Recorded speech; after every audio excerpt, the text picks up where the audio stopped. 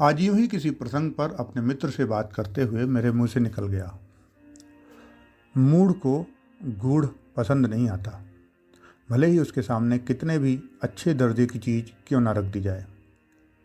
ये सुनकर वह हंस पड़ा, लेकिन मेरे दिमाग में बात अटक गई। लगा कि इसे थोड़ा स्पष्ट करना चाहिए, क्योंकि हर किसी के काम की बात है। इसीलिए डायरी वाणी का आज का एपिसोड इसी पर। नमस्कार, मेरा नाम है नीलेश और आप सुन रहे हैं अपनी डिजिटल डायरी का पॉडकास्ट डायरी वाणी। अपनी डिजिटल डायरी, बस एक पन्ना जिंदगी। इस पॉडकास्ट में हम जिंदगी की डायरी के पन्ने पलट रहे हैं, एहसासों को बुन रहे हैं और तजुर्बों को बांट रहे हैं। सुनिएगा। तो मित्र के साथ हुई बातचीत से जो सबसे अहम सवाल मेरे दिमाग में अटका वो था कि मूढ़ यानी मूर्ख आखिर समझा किसे जाए और गूढ़ यानी जटिल किन चीज़ों को माना जाए। तो इसमें पहले सवाल का एक जवाब मुझे आयरिश साहित्यकार और दार्शनिक जॉर्ज बर्नार्ड शॉ के एक कथन में मिला। उन्होंने एक बार कहा था, मैं 100% अमेरिकियों को 99.9% मूर्ख के रूप में परिभाषित करता हूँ। उनके अपने कारण रहे होंगे जिनका जिक्र यहाँ ज़रूरी नहीं, पर इस सवाल का दूसरा उत्तर सनातन ग्रंथ वेदों में मिलता है। उनमें मूर्खों के 5 लक्षण बताए गए हैं। पहला, वे किसी न किसी बात पर घमंड करते हैं। दूसरा, अपशब्द बोलते हैं। तीसरा, गुस्सा करते हैं। चौथा, हठ करते हैं, मतलब अपनी बात पर अड़ जाते हैं। और पांचवा, दूसरों की बातों का अनादर करते हैं।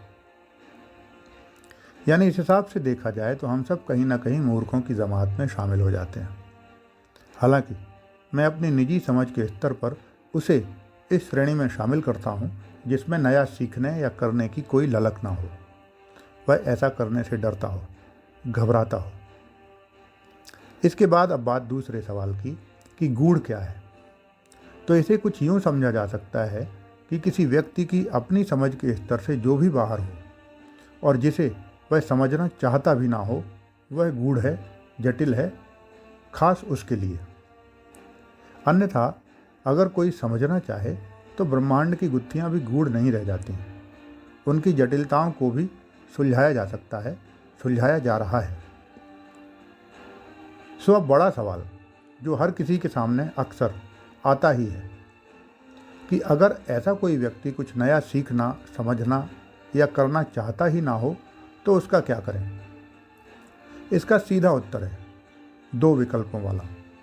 पहला, अगर आवश्यकता लगे तो उस व्यक्ति के सामने वह पेश किया जाए जो उसकी सरल सहज समझ के दायरे में हो।